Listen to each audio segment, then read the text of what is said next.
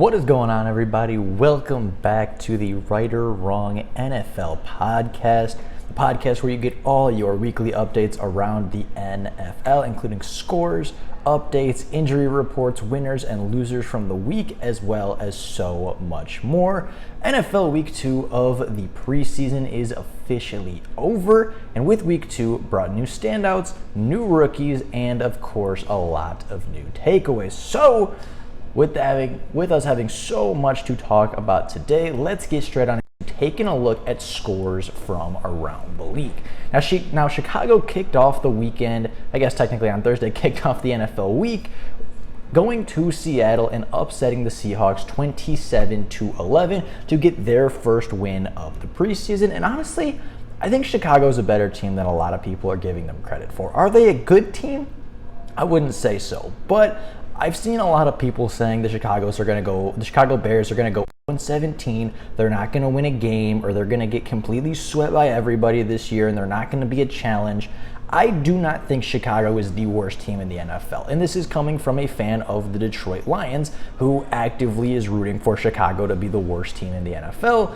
But honestly, I don't think that they are. I think that they are lower on the totem pole now than they were a few years ago. I think that they are going to be a top 10, potentially top 5 pick in this year's NFL draft. And I do right now have their range of wins between 4 and 6. But I think, like we just saw right here versus Seattle, they aren't the worst team in the NFL. I think that they are better than the Seattle Seahawks roster. I think they are better than, the New York Giants, or maybe even a couple of other bottom dweller teams in the NFL. And I do think that they won't win a lot of games this season, but I think they will be fairly competitive in most of their contests. Now, New England traveled to Carolina and beat them 20-10. This game was not a very good one for the Panthers. They did lose a couple of players, but coming out of this game, they did name Baker Mayfield their starting quarterback, which I think we all kind of expected after the trade from Cleveland. Now, Green Bay came away with a home win versus the New Orleans Saints by a score of 20-10, and we're going to talk a lot about these Saints rookies in just a little bit, but the Green Bay Packers looked like the Green Bay Packers. They were pretty good, pretty dominant, and got a very solid win over a good Saints roster. Houston upset the Los Angeles Rams on the road 24-20, but the Rams did have, I would say, the biggest superstar in their undrafted rookie wide receiver. Now, the Bills thrashed the Broncos 42-15. Not a whole lot to talk about in this game. It was a blowout. It was not fun to watch, and it was just kind of a boring game all around. But a lot of good things came out of it from both sides from an evaluation standpoint. The Lions won a very close road game versus the Indianapolis Colts by a score of 27-6, and the Indianapolis Colts and the Lions were matched blow for blow every single quarter. They were tied at the end of each quarter going into the fourth, and of course the game came down to, again, Detroit giving up a very late touchdown by cornerback Chris Boswell, but this time the Indianapolis Colts decide to go for 2, and the Lions defense gets the pressure and eventually gets the stop as the Lions win their first preseason game since August 24th of 2018. So 4 years ago, almost to the day, is the last time the Detroit Lions won a preseason game before Saturday. Kansas City beat Washington 24-14. The Raiders are the first team to improve to 3-0 on the year. I know it's just the preseason, but 3-0 is still impressive as they got a 15-3 win over the Miami Dolphins. The Steelers very narrowly survived the Jacksonville Jaguars by a score of 16-15. Again, the Jaguars are a team that I don't think is going to be as bad as people say. Trevor Lawrence looks much better under a more competent coaching staff. He looks more impressive. He made some really, really good throws in his limited time in week 2 of action for the Jacksonville Jaguars. I know that there are people that are going to be more concerned with the Steelers and how did Kenny Pickett look because he's the rookie quarterback from the first round. How did, George Pickens look? How did the Steelers look because they were a playoff team a year ago? But I think the Jaguars are in a very good spot this year. And again, kind of like the Bears, I don't think they're going to win more than 6 or 7 games, but I do think that they are going to be a competitive roster, and I do think they have quite a few good star players that are going to be hard to beat consistently. The 49ers won against the Vikings. They beat them 17-7, and although the scoreline doesn't And although the scoreline doesn't really indicate it, I would say that the 49ers were a dominant football team. Kellen Mond did not look good at all as the Vikings backup quarterback, and the Vikings just didn't really play their best football. The Titans did go to the Tampa Bay Buccaneers did come to Tennessee and lose by a score of 13-3. Again, we're going to talk about Malik Willis a little bit later in the show, but overall the Titans played a very good game. Their defense looked very good. Their young quarterback had some nice flashes. One of their wide receivers played very, very well, but another one was highly disappointing. So there's a lot of takeaways from that game. The Cowboys got a big win over the Chargers, 32-18, thanks to their undrafted newfound superstar. The Eagles edged out the Browns in a 21-20 contest, while the New York Giants beat the Cincinnati Bengals 25-22. The Ravens won their 22nd preseason game in a row, 24-17 versus the Arizona Cardinals. In that game, we did see Kyler Murray calling some of the plays, which was very interesting. Almost got the Cardinals back within a victory, but the Ravens prevail yet again. And the New York Jets ended the week with a win over the Atlanta Falcons by a score of 24-16. Now, there were a few blowouts this week. There were a few less exciting games, but for a large majority of the week, this was some entertaining football. There were a lot of takeaways from every single team, and if we sat here and talked about every single team's takeaways, we probably wouldn't be ending the show until next week was over, or maybe even until week 1 actually arrived. But I do think that there were a lot of good takeaways from a lot of teams, and I don't think there was that many teams that walked away from week 2 of the preseason with very negative takeaways. Now, speaking of negative takeaways, we do have a little bit of less exciting news to talk about, as we do have an injury report. NFL season is kind of starting to get underway, and with that being the case, injuries are going to start piling up and they are going to start mounting, and unfortunately, it seems to be hitting the 2022 rookie class fairly hard. Now, wide receiver Drake London, a top 10 pick in this year's past class, is out currently with a knee injury that he suffered versus the Detroit Lions. He has been practicing with the team and actually did travel with them to New Jersey to take on the Jets, but did not play any active snaps. As of right now, it isn't expected to be a super serious knee injury, but the fact that it is keeping him out is something to stay alert about, and it is something to kind of just keep in mind as we move forward, that Drake London, the wide receiver that is supposed to be the number 1 for Atlanta next year, or this year, probably won't start the NFL season. He might come in weeks 2 or 3 or something in that timeline, but as of right now, it seems like maybe the knee injury could be a little bit more severe than we originally thought from week 1. Quarterback Matt Corral, the 3rd round pick from Ole Miss, did suffer a foot injury as he did tear a ligament in his foot.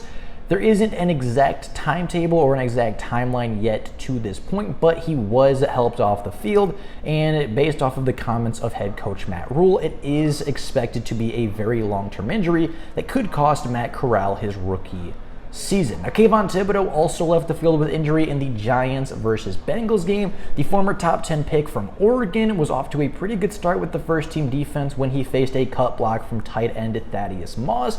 And that cut block saw Kayvon Thibodeau's leg get caught under him. His ankle, his leg kind of got caught up in a weird, it's not supposed to bend that way type of situation. And he, did wave the card off. He did walk off mostly under his own power with a little bit of help from the trainers. And it doesn't seem to be as serious as it originally looked.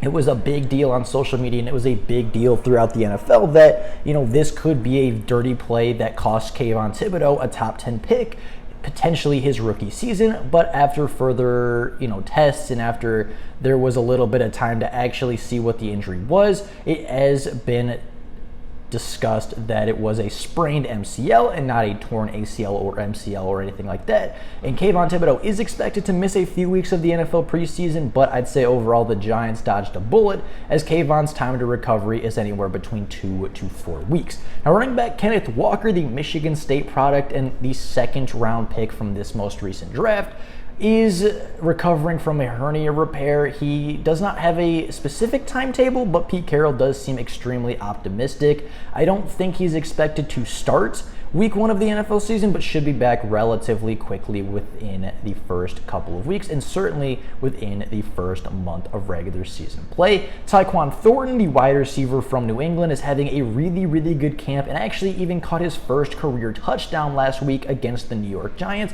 He was one of the few standouts and few bright spots of the New England offense this season based off of reports and, just based off of what we've seen so far from New England's offense.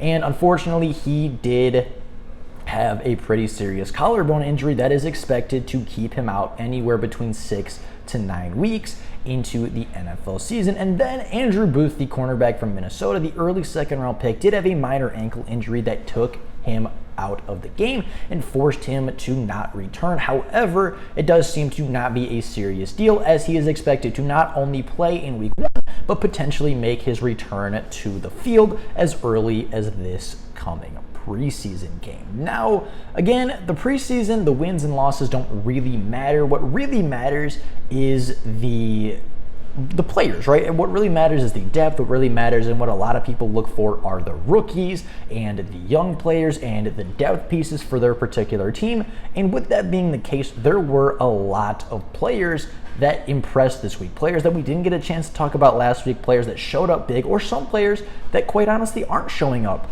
in the biggest moments and are starting to maybe lose some of the traction they had coming from the NFL draft. So, with that being the case, we are going to start off with arguably the biggest breakout player of the week. And that would be, if there was a special teams player of the week in the preseason, that would have to go to KaVontae Turpin, the free agent signing, who last year at this time was trying out for the USFL.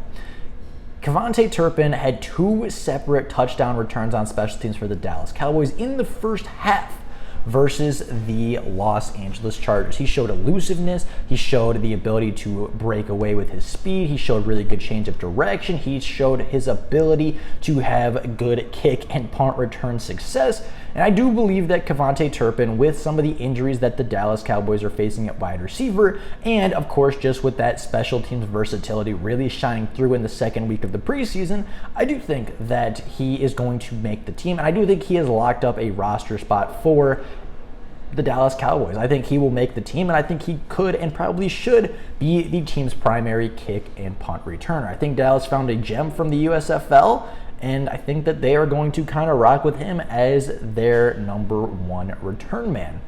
Now, James Cook, the Georgia product, the running back that is coming off of a national championship win versus as a member of the Georgia Bulldogs historic roster, was expected to come in to the Buffalo Bills organization and kind of be the lead back. He was expected to be kind of like his brother Dalvin Cook. Came into the NFL, very quickly took a starting spot, and very quickly found his role.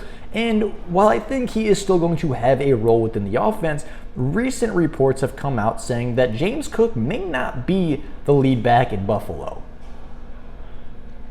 Right, he's had struggles with pass protection. He's had struggles with, keeping the quarterback clean within the pocket when he does not get the football in his hands.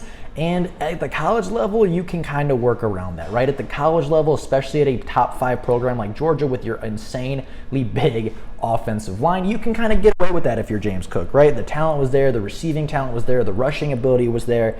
You can kind of get away with it. When you get to the NFL, if you want to be a 3-down running back, you have to be able to pass protect, and James Cook has really struggled with that. Top that with the fact that Zach Moss has had a very good camp and a very strong summer, including really good reps in pass protection where James Cook has been seen to struggle. It does seem like James Cook is potentially going to have a smaller role in the offense than we originally thought, and what we thought was going to maybe potentially be the new lead, PPR league fantasy winner, could potentially be a guy that sees limited snaps early in his rookie campaign. Now, Dameon Pierce is the opposite of James Cook. Dameon Pierce was a day 3 selection, round 4 pick by the Houston Texans, the running back from Florida who had 13 touchdowns in his last year as a Gator, and he didn't even play in the second preseason game because he was so impressive in the first game. He was so impressive throughout camp that he will likely be the day 1 starter for the Houston Texans at running back, and he, again, to be a 3-down back in the NFL has showed a combination of receiving ability, pass protection ability, and of course being able to actually run the football as a running back. He is a little bit undersized. I believe he's only 5'10", which isn't, the biggest player for a running back, but he has great contact balance, is very, very scrappy in pass protection, right? He's not the biggest guy when it comes to that, but his tenacity and just the way he protects his quarterback has earned him some playing time, and he has showed off the ability to catch the football out of the backfield as well. And Dameon Pierce, as I said, is likely going to be the day one starter for the Houston Texans come the NFL's regular season. Now, Chris Olave, the 11th overall pick from this most recent draft class, has been having a very good camp of his own right, and versus the Green Bay Packers, despite the loss, he did catch his first receiving touchdown in the NFL. He's starting to kind of show the nuanced route running that we saw from him at Ohio State, right? He didn't necessarily have the flashiest numbers. I think he was third on the team in receiving behind teammates Garrett Wilson and Jackson Smith-Njigba, both of whom either are or will be high picks within the next year's draft. Right, Garrett Wilson being picked, I think, 2 picks before him in 9 or 10, and then, of course, Jackson Smith-Njigba likely being a top 15, maybe even a top 10 pick in the next year's draft, assuming he doesn't fall off at Ohio State, which I think is very much unlikely. But getting back to Chris Olave, he was always kind of the background player at Ohio State, and he was a very good player for a long time. He was Justin Fields' guy. He was the number 1 player for Justin Fields, and even though he didn't necessarily have the greatest statistical success last year at Ohio State, he was a very much big-time player for that program, and that's the reason he got drafted 11th overall. He's kind of starting to find his nuanced route running back. It took him a couple of games, took him a couple weeks to kind of get caught up to NFL speed, find the right ways to get away from NFL defensive backs, but he's found the formula. He has found what works for him, and he is going to be a problem. He was open early and often versus the Green Bay Packers secondary that is expected to be pretty good coming into this season, and I think he's going to be a problem within the NFL. Now, other Saints rookie Trevor Penning, the offensive tackle and other first-round pick of the New Orleans Saints, is having less success than his rookie classmate.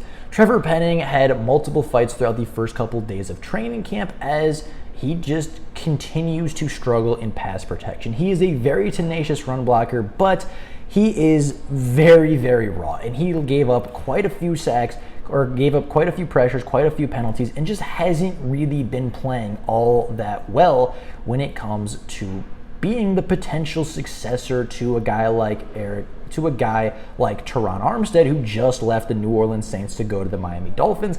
Trevor Penning was expected to come in, expected to be that guy, expected to be the starting left tackle. And as of right now, he lost the starting tackle spot. He had it coming into camp. He was the flashy first-round pick, the guy that everybody wanted, and he kind of lost that job. But after his second preseason game, he did show some improvements, but he hasn't really been the guy that they expected him to be coming out of college. And he was always going to be a raw prospect, but I think that Trevor Penning might be a little bit more raw than even the Saints coaching staff would have seen coming. And speaking of offensive line that are struggling in the NFL, Charles Cross, the 9th overall pick from Mississippi State, is having some trouble as well as versus the Chicago Bears. He did make his start at left tackle, but did have 5 penalties in limited action and really just struggled very, very early on in the NFL. But Seahawks fans are not all at loss because they do have some rookies playing very well, including Tariq Woolen, Kobe Bryant, and Boye Mafa is looking like one of the better pass rushers from this class. He has, I think, multiple sacks now in the NFL preseason. I know had one versus the Steelers in week 1, and I believe got it one more versus the Chicago Bears a week ago. He is starting to really look like he could be something special in the NFL. He was coming out. He was kind of the light version of Trayvon Walker, right? Big, strong, powerful, not super productive from a big-time school and a big-time Power 5 program. And he went early in the second round. I think has a very similar athletic profile to Trayvon Walker. Was actually more productive at college than Walker. And I do think that, Boye Mafa is going to start putting some things together, going to start putting some moves together under a pretty good coaching staff in Seattle. And I think that you're going to see Boye Mafa showing up on a few highlight plays on NFL Network this season. Now, Malik Willis, as I mentioned, is another player that had some ups and downs, right? We mentioned in the beginning, he did help lead the Tennessee Titans to a victory over the Tampa Bay Buccaneers, but he had some ups and downs, right? I think Malik Willis is kind of the definition of high ceiling, low floor, right? Because he made some really amazing plays. I don't think he could have thrown that touchdown pass any better. I don't think he could have executed those plays in any cleaner of a fashion. But you look at the stat line overall, and he threw 7 completions of 17 attempts for just 80 yards, did throw a touchdown to no interceptions, and did have some rushing success with his legs. But I do think that he still needs to get more comfortable as a passer, right? He's still an athlete before he's a quarterback. And that's what he was coming out of Liberty. That's what everybody knew he was going to be coming out as a prospect. He's an athlete before he is a quarterback. Now, with that being said, I do think that Malik Willis looked a little bit sharper and a little bit more quarterbacky, if that's the right term, in week 2 than he did in week 1. I think he looked to use his arm more than his legs. You know, there were certain situations where I thought he could have and probably even was going to use his legs to scramble and extend the play, but he stood in the pocket. You know, a very good example of that is his touchdown pass where he got to the second and third read, and a lot of people, especially scouts that scouted him before the NFL draft, would say, okay, he gets to 1 read, 2 reads, and then takes off. And there was a hole up the middle. There was an opportunity for him to scramble for big yardage and potentially rush for a touchdown with his legs. But he stood in the pocket, got to read 3, got to read 4, and even came back to read 5 and delivered a very tight spiral, very well thrown ball right on a rope to his wide receiver. Now, speaking of the Titans wide receivers, there are some players that are going to impress you on the receiving corps, and there are some rookies that are going to let you down. The first player we're going to talk about from the Titans wide receiving corps is Kyle Phillips. Kyle Phillips had a very good game with Malik Willis. He actually saw less time than first-round pick Treylon Burks, as I think Kyle Phillips has less to prove at this point. He has had 2 pretty good preseason games in a row, whereas Treylon Burks did not. And Kyle Phillips, I think, may potentially start in the slot for Tennessee early in the season. Now, we're going to talk about another rookie that struggled, and that would be the teammate of Malik Willis and Kyle Phillips in Treylon Burks. Treylon Burks played a lot in preseason week 2, which I think a lot of people were a little bit surprised by, being, a top 32 pick in the NFL draft, and he just really hasn't put everything together. He did get open a few times. There were some opportunities where he was open and just didn't get the target, didn't get the football, but overall, I just think Treylon Burks is not necessarily where the Titans want him to be. Now, a couple of other standout rookies, right, as we're going to close the show here pretty soon. Romeo Doubs looked very good as the wide receiver from Green Bay. Him and Jordan Love had a pretty good connection in the end zone, and overall just had a pretty good connection all around the field. Jalen Tolbert, the wide receiver for the Cowboys, made a couple big plays, and I believe 5 receptions for 60 to 70 yards, I want to say. And then Eric Uzukanma, the wide receiver from the Dolphins and the product of Texas Tech, probably had the most impressive receiving day in the NFL with 6 receptions for 114 yards as the primary target for the Miami quarterbacks. But with all that being said, that is all we have for today. That's the injury report, that's the scores from around the league, and that is the rookie, I guess, technically standouts. Some of them stood out in good ways and some of them stood out in not so good ways, but that is the big takeaways from week 2 of NFL training camp. We're going to be back next week with, again, more scores from around the league, more injury updates, more players that are breaking out, and once the cuts start to come and go, we are going to talk about some of the bigger names that are getting cut and potentially touch on some of the bigger free agents that your team could potentially look to pick up after the roster cut down date. But with all of that being said, that is all we have time for today. Hope you all enjoyed the podcast. Thank you all so very much for tuning in today. That is all for you guys today. Thank you all so very much for listening, and we will see you all next time on the Right or Wrong NFL podcast.